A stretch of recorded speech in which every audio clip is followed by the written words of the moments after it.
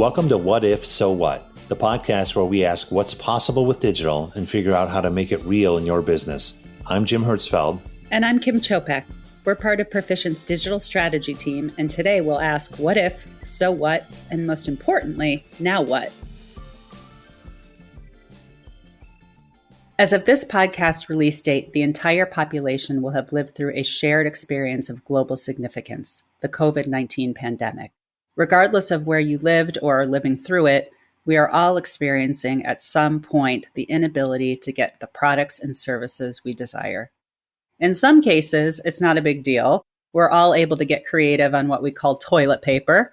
But in other cases, the lack of access meant the difference between life and death. We all saw the headlines when the companies whose brand promise was to deliver those life and death products and services could do nothing more than shrug when asked when they were going to deliver on what they were promising. Hard lessons learned on so many levels, with some companies still struggling to make sure it won't happen again. Today we talk with Shawn Reynolds, Chief Marketing Officer and Executive Vice President at Logility, and specialist in all things supply chain, to get his thoughts on what it takes to have a modern supply chain operation today and what the new customer-driven mandates are when it comes to supply chain transparency. Shawn, welcome to the podcast. Thank you so much for joining us today. Well, thanks for having me.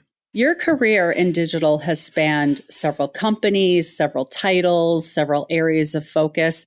Can you, just for the listeners, give us a quick summary of your background and what you are focused on these days?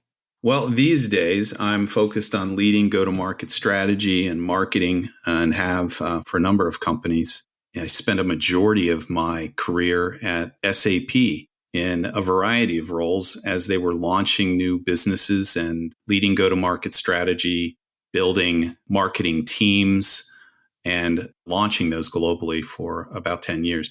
Before that, had some experience in startups. Raised some funding and built a couple of my own digital companies, and also then worked with a company to acquire and lead a company in the supply chain space. So supply chain, ERP, go-to-market strategy, marketing has been most of my career. You've seen a lot. And the broad topic of digital, you've seen a lot. And we're really excited to have you talk about specifically the supply chain area, because for lack of a better word, that's what kind of tanked for a lot of businesses in the past year, 18 months. How do you think digital transformation activities in other areas of the business elevates the need for better digital supply chain capabilities? It's an interesting question, and your comment about it tanking. I would argue that it really was just a test. Most leaders in supply chain, and for dozens and dozens of years as the evolution of supply chain has become much more digital, and we'll talk about that in a moment. But the resiliency of your supply chain and being prepared for disruption has been a big part of planning and what supply chain leaders have been doing for their entire life. But last year was a test like no other test. So we were all, and everyone in the world, I think, probably heard the words supply chain more than any two words in business, just as a result of the pandemic and all of the impact. But the digital supply chain and being prepared for disruption is what most experts are always trying to do. Prepare, predict, and plan around delivering the products and services, and of course, the promise that they have in their brand to their customers. And it's really the backbone, I would argue, of a good customer experience. And you're right, it's funny, when my parents are using the word supply chain, I know that this is a bigger issue out there in the world. But just for our listeners and people who aren't as familiar with supply chain and ERP, in a nutshell, what happened? Where did the major failures come from over the COVID period of time? Simply, I think we all understand what happened because it was promoted so heavily in media. But, supply chains and factories came to a halt. All significant production was delayed. There were shortages. We all remember the toilet paper and diaper situation. I recall some McKinsey reports that were out. Average percentage of retail out of stock rose from, I think it was about 10% on average, to 65 or 75% during the pandemic. So everyone was, seeing this disruption because things were falling apart throughout the entire supply chain. Close of factories, delays of production, ability to deliver, and the shortages. 40% of all of the products and services that we receive and that everyone is consuming are typically transported in passenger aircrafts. So think about that for a moment. When we were all experiencing and watching every country shut down and the airlines were grounded, all the factories were closing, we were all being impacted by the lack of availability of products as a result. Companies around the world felt that turmoil, and we all as consumers were impacted dramatically. Absolutely. And I think from the customer experience perspective, where we saw a lot of failures was just the lack of communication. So a brand might know that it was out of stock or it was short or it wasn't going to be able to meet their SLAs, but didn't communicate effectively. And my thought is, would love to get your theory on this, they just didn't have that transparency, or they couldn't articulate it in a way that they felt confident. But what do you think? Yeah, I think that's certainly part of it. Both on the supply and the demand side, there were huge disruptions, changing of suppliers, plants closing, transportation capacity, like we were talking about, raw material availability. And then you had spikes on the demand side that were high, stores closing, consumer changes and behaviors. People were running for the right things and the wrong things that weren't available. So transparency on where everything is in that supply chain and having the ability to manage that disruption, it was the number one topic and issue within the supply chain leadership of every company. On the consumer side, we're all hearing about the fact that there is no toilet paper. But when it came to the enterprise level, trying to predict and understand the disruption and how to best plan and prepare for what was next, because they all lead to some other disruption, and preparation and being prepared for what's next is what most supply chain leaders are always working on. That's a great segue, because now, fast forward 15 months, I think a lot of states as of yesterday were fully open. What do you think organizations really learned? What are they going to do to be more resilient next time? If this is all they think about, they were kind of caught without a good plan to move forward, what are they going to do next time to be better? I think, at least based on our connection with and my connection with analysts and those that are making those decisions, building out, the digital twin that they need to better understand where their suppliers are at any moment in time. I've recently published some new blog material that I can share with those that are here on steps to resiliency and what you need to do to take some steps as a company to really make a difference in what and how you prepare for the next big disruption. The assessment, the justifications that you need, building out the vision, making the investment in the right places, and more importantly, making sure that you have a level of visibility within your own ranks and relationships that most companies really failed to do over the past couple of years. Yes, we would love to. We can add those to our show notes. I think that would be a great reference for anyone who's interested in the topic. But aside from global pandemics, let's just talk about supply chain. I mean, that came to the forefront. But why else do you think supply chain, just the topic and how to be more agile, is more important to companies, consumers, and really society overall today? Well, I think, and we talked about this briefly at one other point about the shift in consumer and their behaviors, their interest in traceability and a better understanding of sustainability and where their products and services are coming from. I would argue that it's become equally as important. And we talked about this on a previous call about the health and the ingredients in the products that you pull off the shelf at the grocery store. That enormous momentum over the past 20 years and change in how behaviors are with consumers to better understand what they're putting in their body and how to be healthier as we've all become more health conscious. I think we're all becoming more supply chain conscious. Where are my products coming from? Is it an ethical manner that the product was produced? And how and why is this product on the shelf? And how did it get here?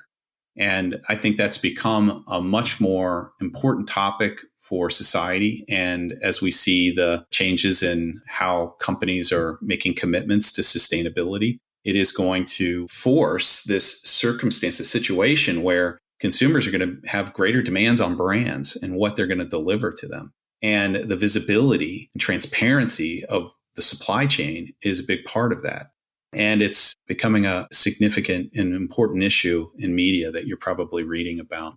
The ethical treatment of people that are producing products in China that are ending up on the shelf here is a real issue for brands.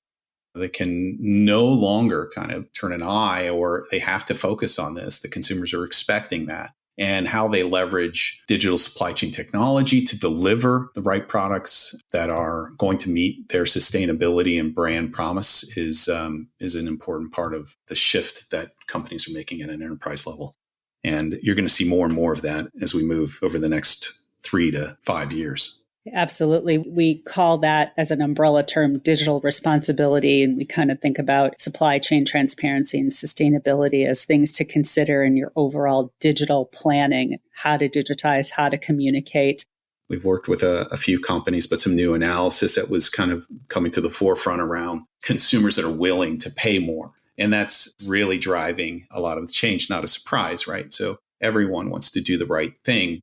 But when brands are becoming more aware that, a larger percentage of the adult consumers are willing to pay more for eco-friendly or sustainable products, and 50%, I think it was 50 or 60%, making purchasing decisions around that are being influenced by the sustainability claims.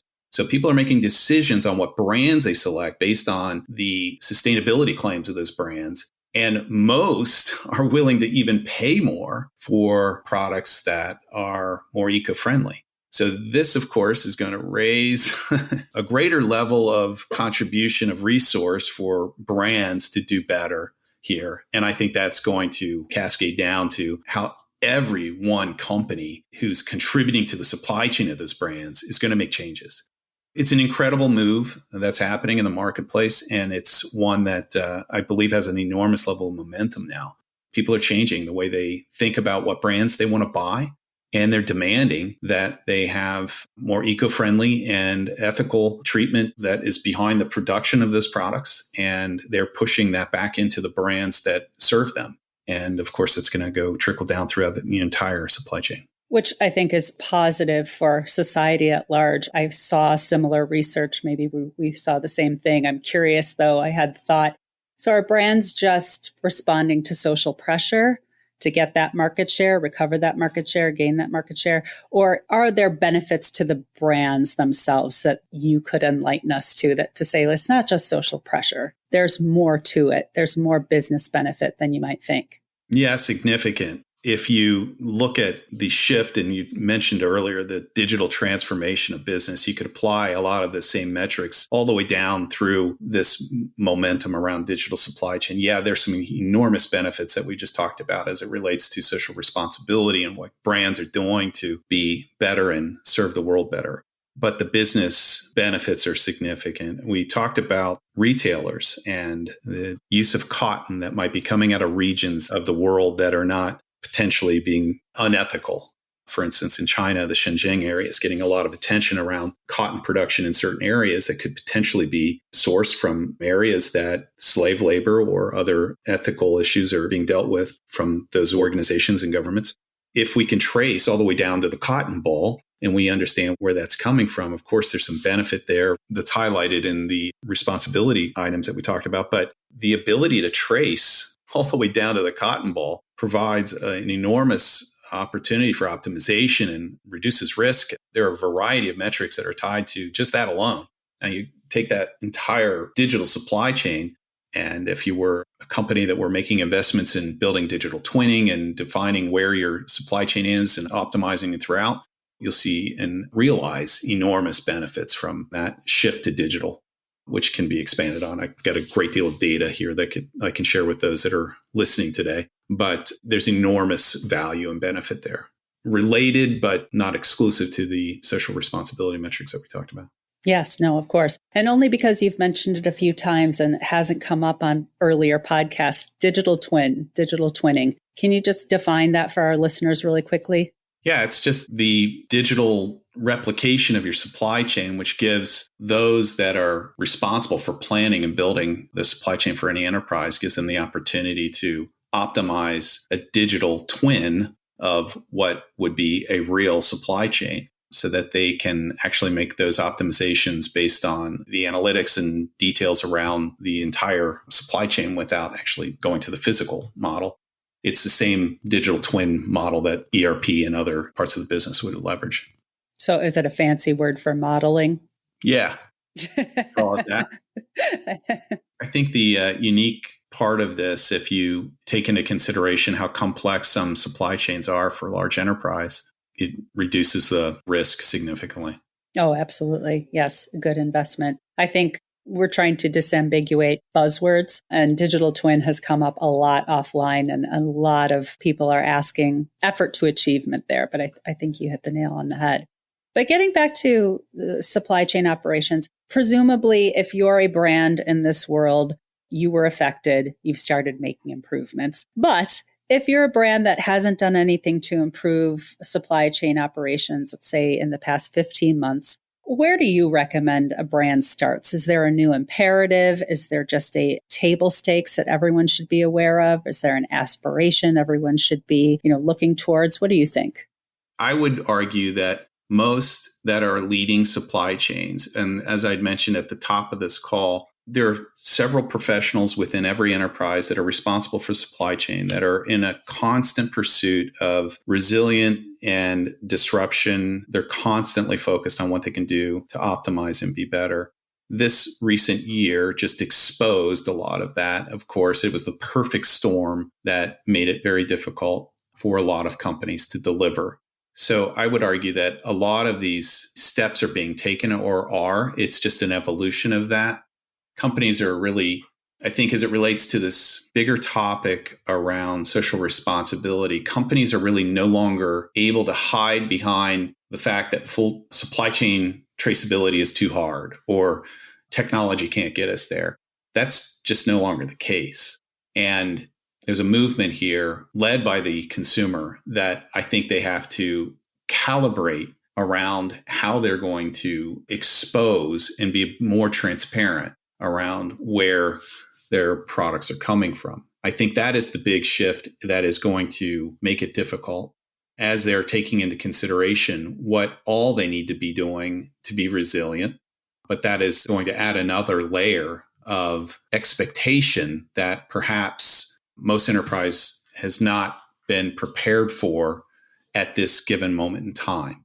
Everything's accelerating. And I think that's probably the most disruptive part of all of this.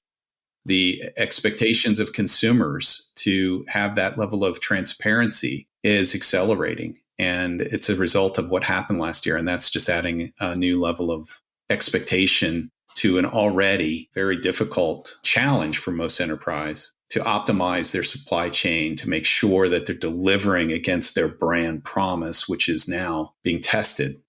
Are they delivering on that brand promise?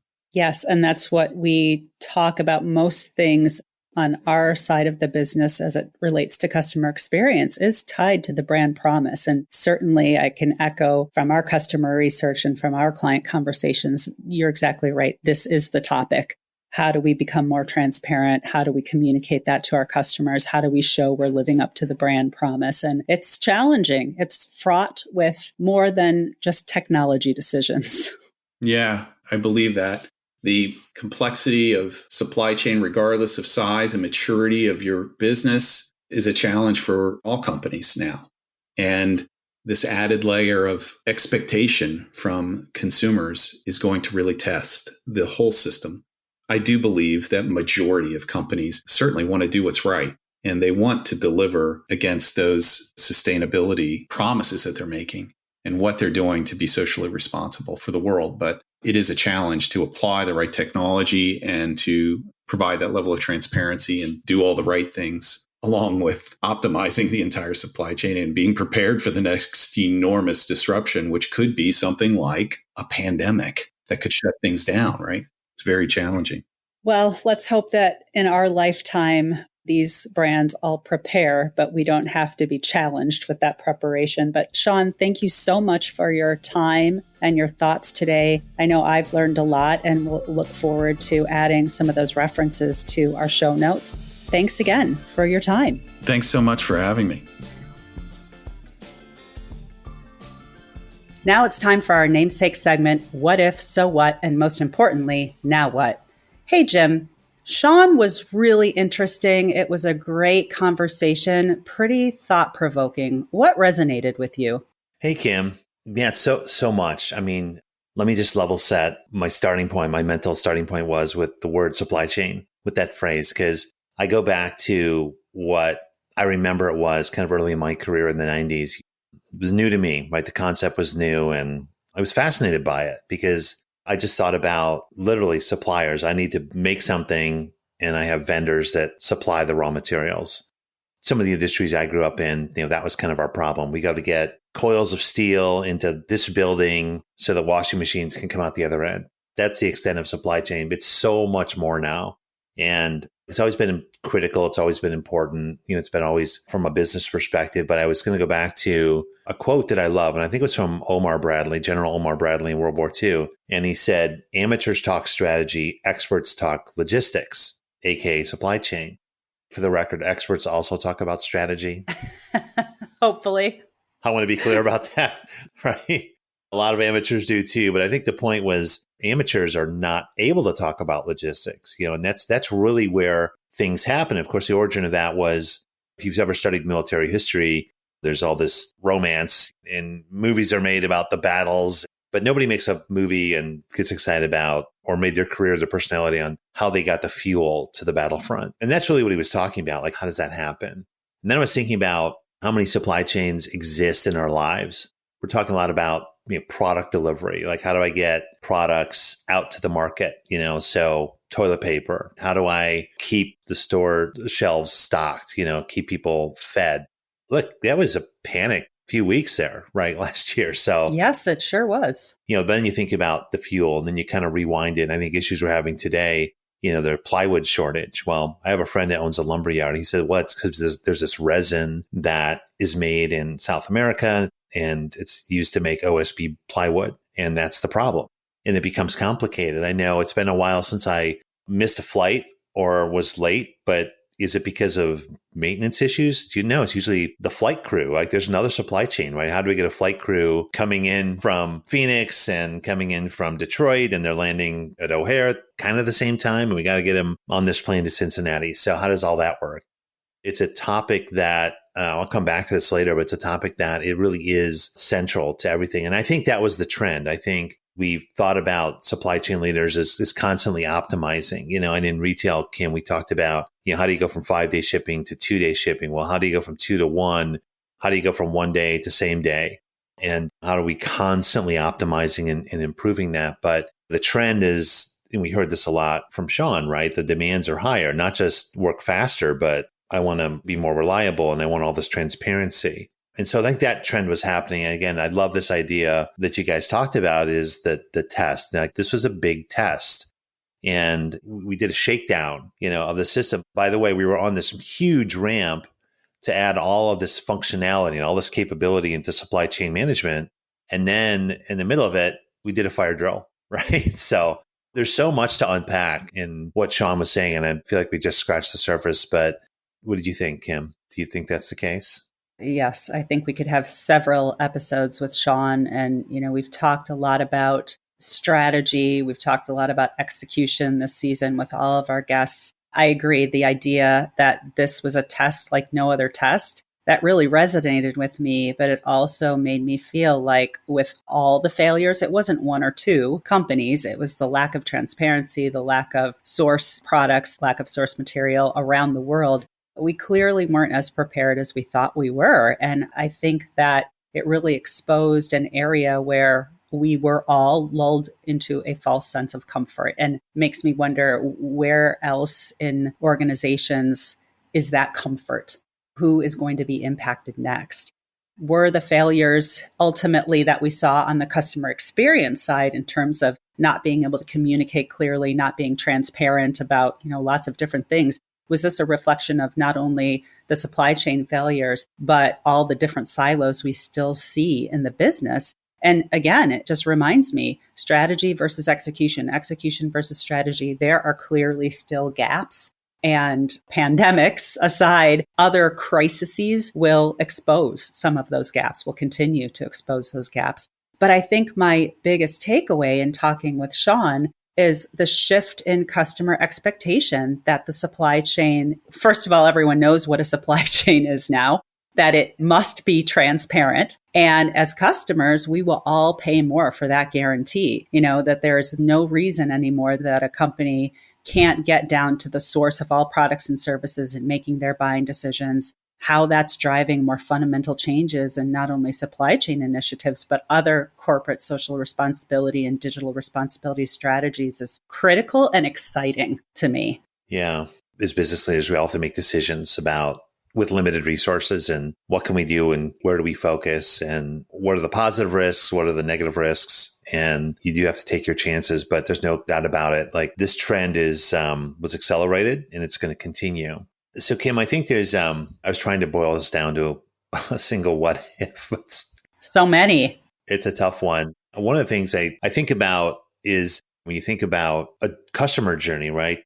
It's a process, right? It's a flow. It's nonlinear in reality. Yes, right. When we think about customers, kind of moving through this funnel or this journey or this life cycle, and there's things you want to know, like, who are they? What do they want? Where are they trying to go? Where do they change their mind and loop back? And I was thinking, do we think about products the same way? Product goes through a life cycle. It has to be conceived and engineered and specified and sourced and manufactured and moved and processed and shipped and consumed. So they all exist on some sort of life cycle. And there's all this stuff we want to know about it, right? So I think my what if is, you just said it, like the average person learned about supply chain last year a little bit, didn't want to, but I think the trend was there. Whether we knew it was a supply chain or not, I think the question of what if you could know everything about that product? You want to know every business. We want to know everything about the customer. Well, the customer's turning it around. What if we could know everything about that product? When's it going to be here? First and foremost, like how long is it going to take? When can you deliver it? Can you deliver it to my office instead of my house? Can you deliver it to my front porch instead of my back porch? Can I return it? Let's not forget that part of the equation. I think these are table stakes right now from the average consumer, but it just keeps going. Hey, brand, if you want to know all about me, I want to know all about you. What about, what is your brand promise? How does that make its way into the supply chain? Where were these materials sourced? Do they fit my social values? Do they fit my lifestyle? Do they fit my health plan? Not my insurance plan, but healthy living. This is the right ingredients for me. Right. Is it a sustainable source? Shawn mentioned, is this the right cotton ball for me? Or the right field for me? What story does it tell? What meaning does that have? I was thinking about two things there. In the art world, we talk about provenance, right? Where did it come from? Who had it? Or you think about where the ingredients came from. What journey was it on? What's the story behind it? These things matter to people for many reasons, right? And not just from a preference perspective. So there's so much there. What do you think, Kim? What happens next? I think it is really the so what. I think some of these things are table stakes. And again, it's being driven by customer demand. And I think it goes to your point beyond ingredients and whether or not your cotton is organic, but who actually harvested this cotton? How are they being treated? How are they being paid? And I think customers, and we've seen in the data, and we'll add to the show notes some references and stats that Shawn brought up, but people will pay more for it. So I think the so what for any organization, full stop, full supply chain visibility and transparency is possible. It's not too hard. It's expensive, but it's an investment that is worth it. They are feasible capabilities, but companies need to make a decision on the level of transparency they're willing to offer. If there isn't full transparency, though, you're going to risk business. You're going to risk your customer relationships. Transparency is the first step, maybe for some organizations, to make more fundamental corrections in their supply chain. The brand promise must be re-examined and aligned with customer expectations. Inauthenticity is transparent in another way, right? Customers will see through any lack of transparency. And I think that means there are parallel mandates now for supply chain professionals. if we take for granted what Shawn said, that supply chain professionals, their life's work is improvements and optimizations, I think they keep examining, keep optimizing, be honest on where there are gaps, because I think perhaps they weren't being honest before with themselves. And I think understanding the gaps in transparency and customer visibility to address consumer expectations. These are two new parallel mandates, I think, for any organization and their supply chain ops. But then what? Now what? I totally agree with you, Kim. And I just, it's so much more beyond resiliency, because even the resiliency mandate, if there's no material, like if there's one factory and that factory shut down, there's no amount of resiliency, right? That's going to result beyond resiliency. It really is around transparency and making good choices. And I guess my now what would be really kind of bring this back to sort of digital terms, digital strategy terms. I'll go back to something we did in the very first episode of this podcast. We talked about what digital is. And I don't think supply chain was on that list, Kim. I think we talked a lot about really direct customer facing technologies and experiences and capabilities. I guess the now what is we got to move supply chain into that checklist, So we talk a lot about building good empathy and journeys, being more omni-channel, about being more consistent and data-driven, serve the customer, not the channel, or let the customer shop the brand instead of the channel. All those things stand. And I think what we got to do is elevate or graduate supply chain as a fundamental part of that digital strategy and understand how that's going to impact all of these things. Like, how does supply chain capability impact being data-driven? How does it impact being omni-channel? How does it impact being digitally responsible? That's my big takeaway, and I hope folks do that. Again, in some cases, they have to, but they have to realize that they need to. I think that's 100% correct. And it's funny because I think you're right. I think it was missing, at least explicitly, from our conversations. But when we talk internally, it's funny because we always talk about supply chain and order management as the beating heart of the entire operation. Sure. And you know what happens when you eat a lot of fatty fried foods? Your heart stops working. I agree. I think we need to take another look at how we elevate the supply chain conversation and just make it part of that customer experience conversation. It's right there. It's part of it. It's the heart of any good customer experience. I think you're right, Kim. Well, thanks again for the conversation, Jim. And thanks to Shawn for educating us on all things supply chain. Until next time, keep asking what if, so what, and now what? You've been listening to What If, So What, the digital strategy podcast from Perficient with Jim Hertzfeld and Kim Chopek. We want to thank our Perficient colleagues JD Norman and Rick Bauer for our music today. Subscribe to the podcast and don't miss a single episode. You can find this season along with show notes at perficient.com. Thanks for listening.